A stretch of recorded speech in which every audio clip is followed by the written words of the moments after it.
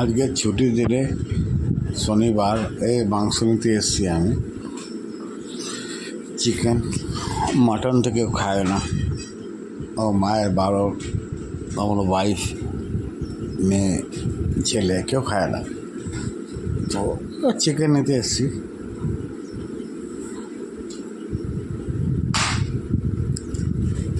দেখি চিকেন কাটছে এখন রেডি করে।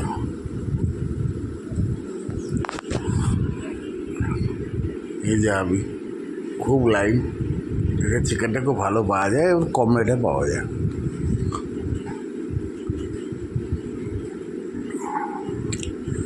এই যে আমি বলছি, আমার বউ উত্তেজিত করছে আমাকে।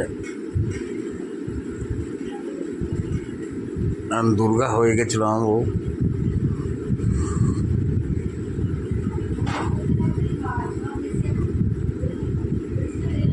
যাক, চলে গেল রেগে মেগে।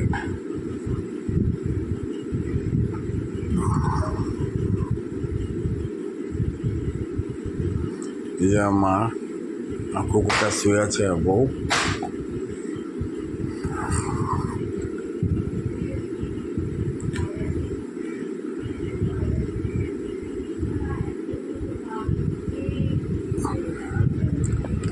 দেখি এখন বউ কি মাংস রান্না করছে, কি জানে কি।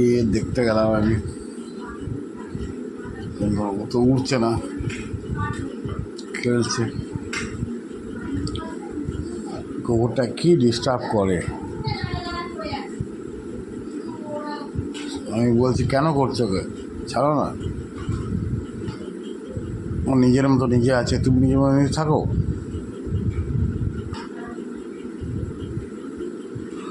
না, আমার পেছনে লাগতে পছন্দ হয়, ওকে আমার ডিস্টার্ব করতে ভালো লাগে।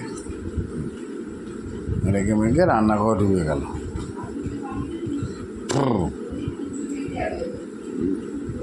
মা নিজের কাজে ব্যস্ত আছে। দেখি এখন ও রান্নাঘরে কি করছে। রান্নাঘরে গেলাম, দেখছি খুন্তি আর কড়াই নিয়ে, আচ্ছা আচ্ছা মাংস করছে। আচ্ছা,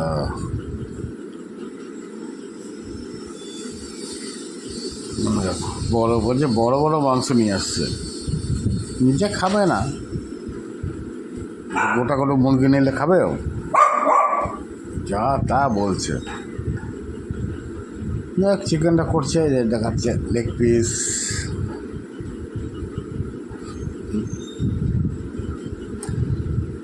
দেখো বলছে আবার লেগ পিস।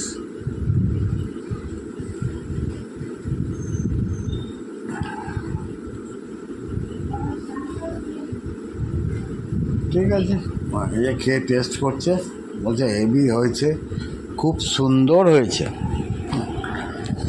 হ্যাঁ, নিজের রান্না তো সবারই ভাল লাগে, ওরও ভাল লেগেছে, খেলো।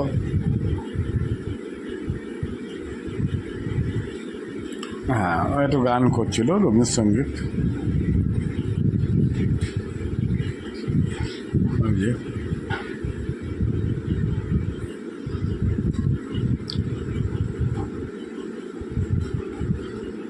মা আমার ফোন করছে,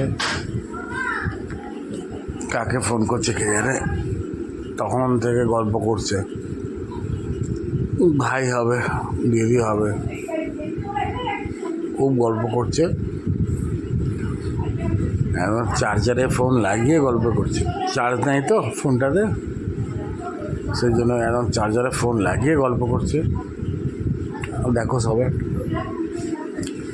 দেখ আমি ওনার তালটাকে ঠিকঠাক করো। তো বউ এখন তালটাকে,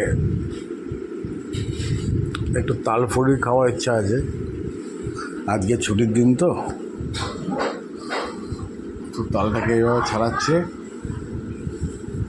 দেখতে পাচ্ছ, ওই আমার ছেলে।